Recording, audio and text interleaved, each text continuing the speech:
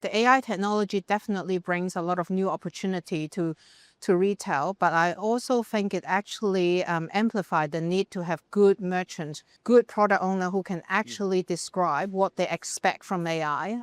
Crystal, Nick, welcome. Crystal, where is AI making the biggest difference inside DFI Retail Group right now? We are indeed embarking a journey to drive transformation with AI. So if I can just talk about two aspects. One is we want our team members to be AI savvy. We're making sure that they have a tools to equip them on a day-to-day basis.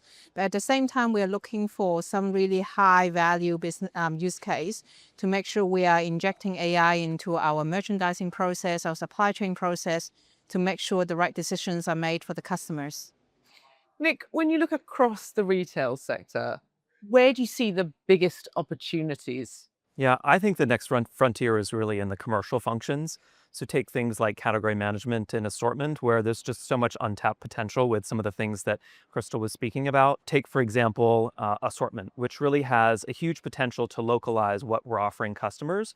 But historically, we've had a real explainability gap. Being able to have the category managers understand what the science is saying and get that therefore implemented in stores. And I think there's a huge opportunity to bring that together finally. How do the improvements that are taking place behind the scenes translate into a better experience for customers? I think this whole AI strategy is aimed to help us build better connection with our customer. So to do that, we need to make sure we have the right data, the right people, and the right process to help us do better category planning, better promotion planning, space planning to be more personalized in the offer that we provide to our customer. But all this comes with a degree of change on how human will operate with the system. So have to rethink about the job description, the skills that we need to operate with AI, and be very agile in the way to learn and adopt as well.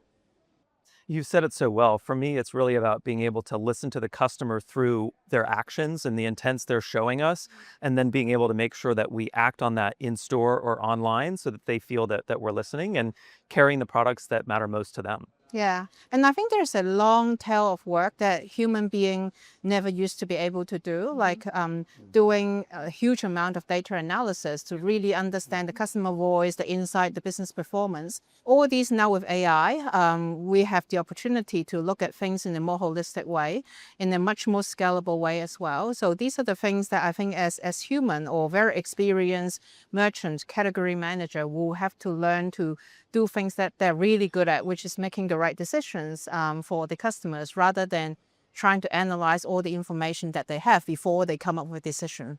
Nick, how do you make sure as a business that you don't drown in all of this customer data? There is so much of it. How do you pick out what's relevant? Yeah, well, the most important work right now is to build the knowledge graph, really codifying the information that's in retailers' heads and getting it into systems in a way that they can then help interpret and create some consistency in the way that that retailer thinks about their business and their format and the customers that they're trying to serve. And so it's about codifying that knowledge so that when the data science shows what the answers are, it can be connected to the intuition that the merchants really have in their heads and be able to bridge that explainability gap.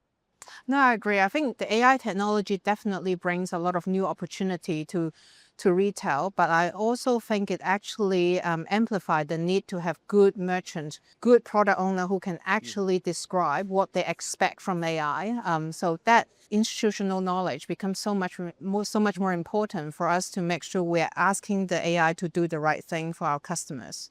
Crystal, Nick, thank you so much for your time. Thank you very much. Thank you.